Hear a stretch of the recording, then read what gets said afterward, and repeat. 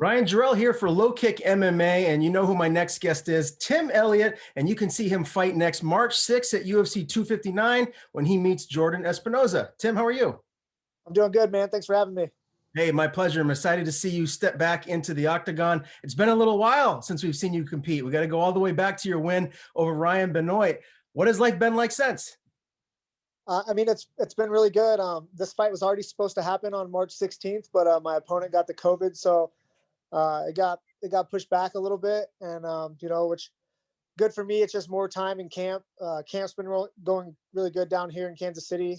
It's just totally different field than Las Vegas. Like I really had a good time in Las Vegas, but the schedule here is a little bit different.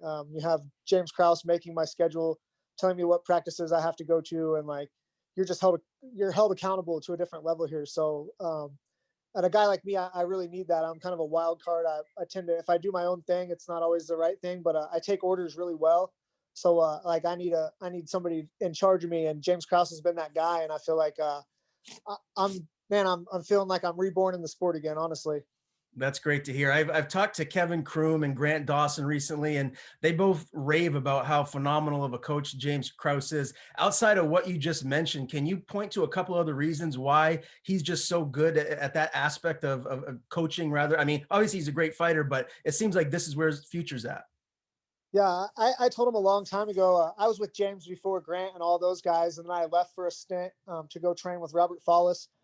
Then he passed away, so now I'm back here. But he's just different, and there's a lot of different ways. One, he's also a fighter in the game. He's in the UFC. He knows what it's like. You've seen him fight really good guys and lose. You've seen him fight really good guys and win. But the connection that he has with the team down here is different. Nobody's coming to Kansas City because of the weather. Like he's home growing these guys in Kansas City. These guys come here with okay skills and then leave being in the UFC or fighting for UFC titles and winning the Ultimate Fighter TV shows and having undefeated guys in the UFC. That's a testament. Like Vegas is easy because guys are always going to be flooding there. California, people are always going to be going there to train. So you have a new crop of guys coming every 6 months, and there's no loyalties. There's no real team. Like people just gym hop and do all that. And here it's like, it's a culture. Like you're expected to show up to every team practice. James doesn't just want guys coming here and doing their camps, because whenever your camp is up and you go home, you're leaving the rest of the teammates. So like he told me, like, you want to come down here and train, you have to move here. So I moved, and that's a good coach. I need somebody to tell me, like, if you want to win, this is what you have to do. And that's what he did. He said, you're not going to win if you keep doing what you're doing. You need this. And I trust him. And I seen it work time and time again with a bunch of different guys, including myself. He got me to the UFC, and then I was cut from the UFC.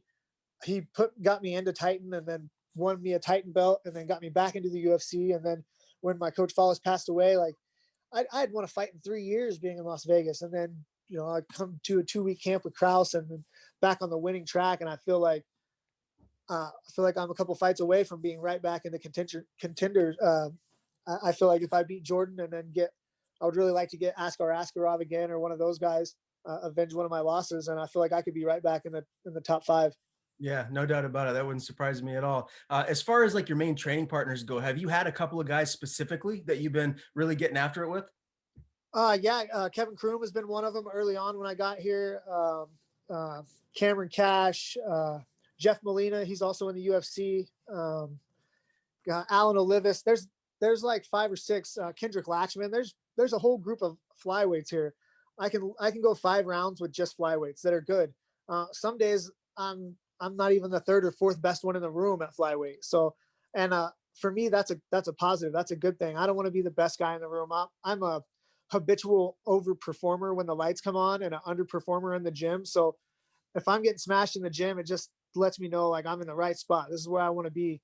And then when the lights come on, I can really go out there and shine. But I love having a group of little guys that, we jockey for position every day. Who's the best today? Some days it's Jeff Molina, some days it's me, and some days it's one of the guys who aren't even in the UFC, who's, a 4 or 5 fight pro. That's just how good the room is. Wow. We had 42 people in practice on Monday morning at 10 o'clock. Wow, you guys clearly are a gym that really is getting a lot of attention, one of the best in the country, no doubt about it. You know, it's interesting. I was thinking about you and Kroom. You guys seem a little bit similar personality wise. Do you guys get along? You must, right? Tell me what that relationship is like.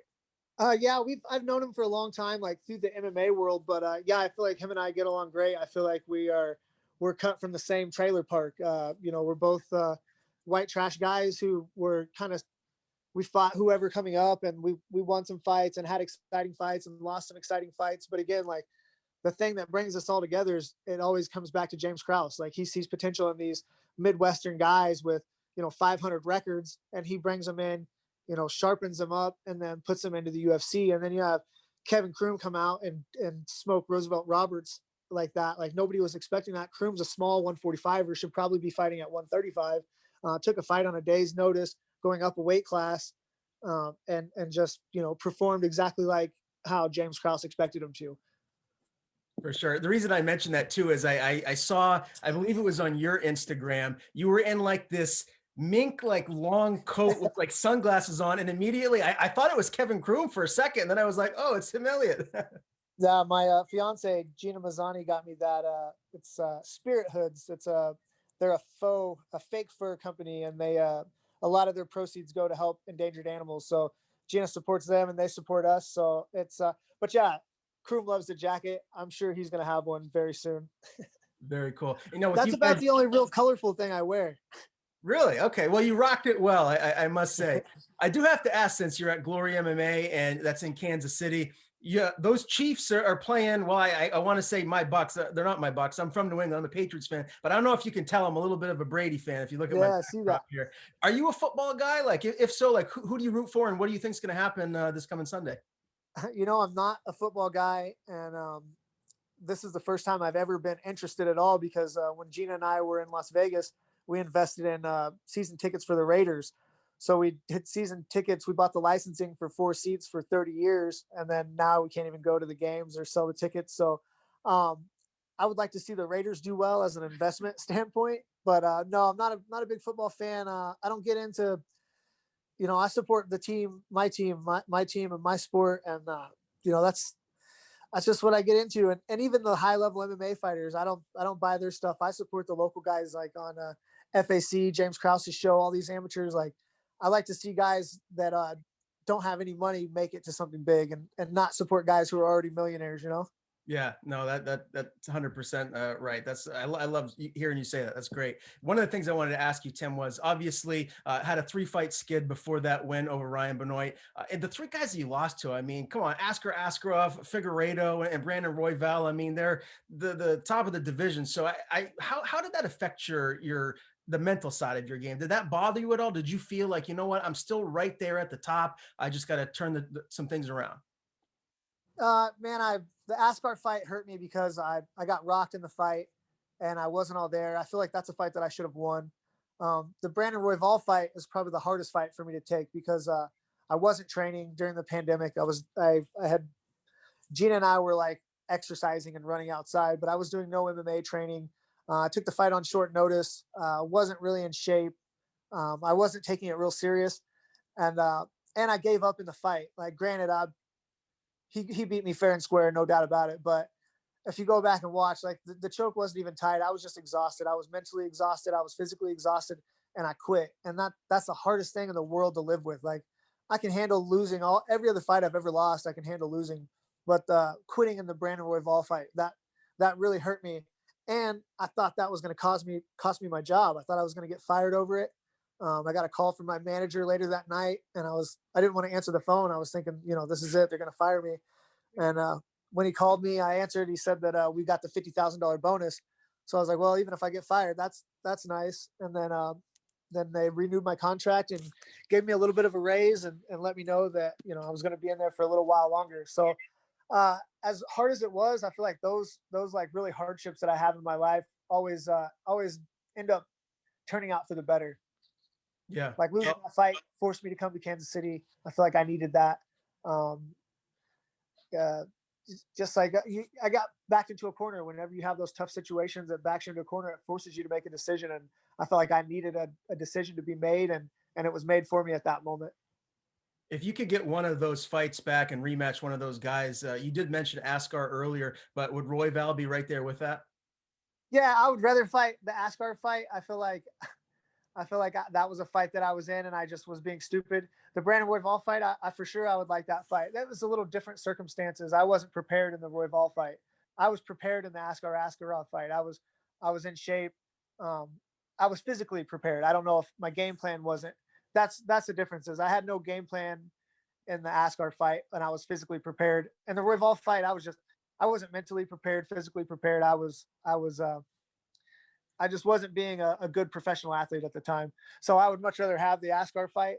But I'm in a situation now to where like you can't really turn down fights. You can't say no. So I pretty much I don't even get a call. James says yes or no for me, and the manager does that. Like I don't. They know that I'm going to say yes. So if it's a fight they like, they say yes for me, and I really don't hear any more about it. Gotcha. Two-part question about the champion Figueiredo.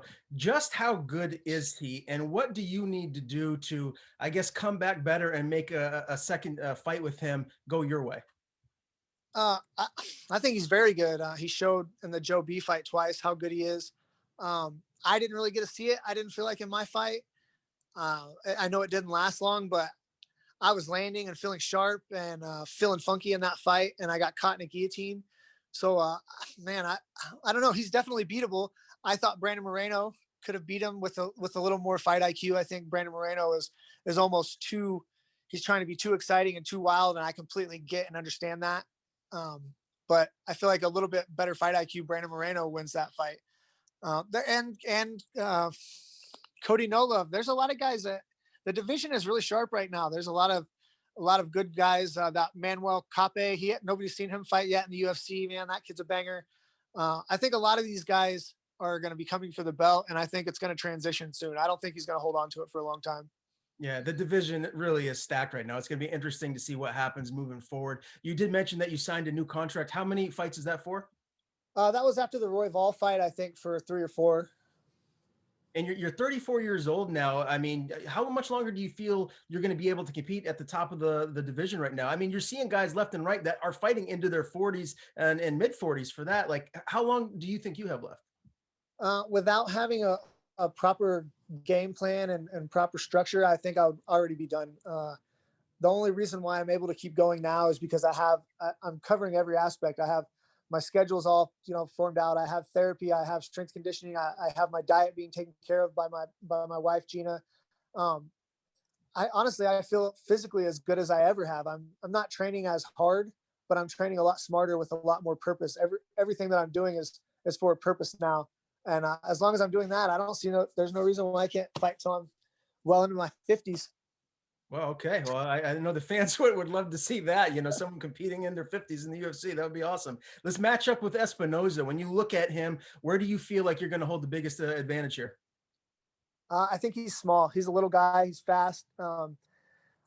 His speed and agility kind of dies down after the first. So I'm just going to try to take him into deep water, put my weight on him, put him up against the cage and drag on him. I'm a big guy. He's not known for a power puncher.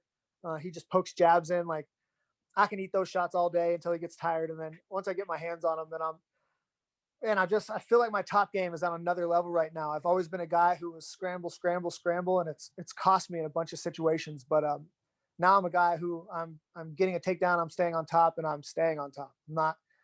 I used to get on top and then scramble like hell to get on bottom, and then scramble to get on top, and then scramble to get on bottom, and I would 50-50 flop 3 or 4 times in a fight, and that's not happening anymore. I'm getting on top one time, and I'm staying on top for the rest of the round. Do you envision a finish here, or do you feel like you're going to win a dominant, unanimous decision? No, I'm going to finish Jordan.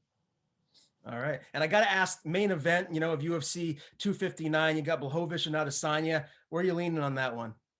Man, I think I'm gonna have to go Adesanya. He's on another level right now. I love watching the guy. He's super creative, super exciting. So I'm going Israel on that.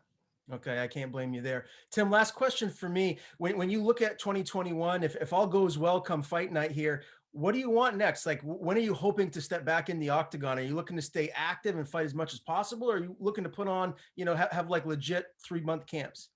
I have a verbal agreement already with David Dvorak after Jordan Espinosa. He beat Jordan.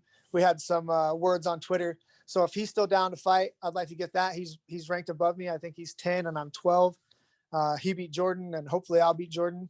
So that's a fight I would like, since we verbally agreed. But like I said, it doesn't really matter. I want to just keep training, getting better. I'm having fun training and getting better again. It's having an old dog learn new tricks is dangerous for a lot of these guys in the sport.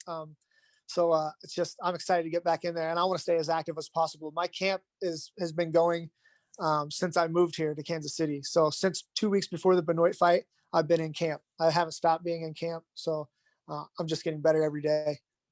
Very good. I know we're all excited to see you step back into the octagon. Before I let you go, Tim, if you want to plug your social media, if there's anyone you want to thank, the floor is yours. I just want to thank my team, Glory MMA and Fitness, my fiance, Gina Mazzani, my coach, James Krause. Hit me up at awkward_MMA on Instagram. Thank you, guys.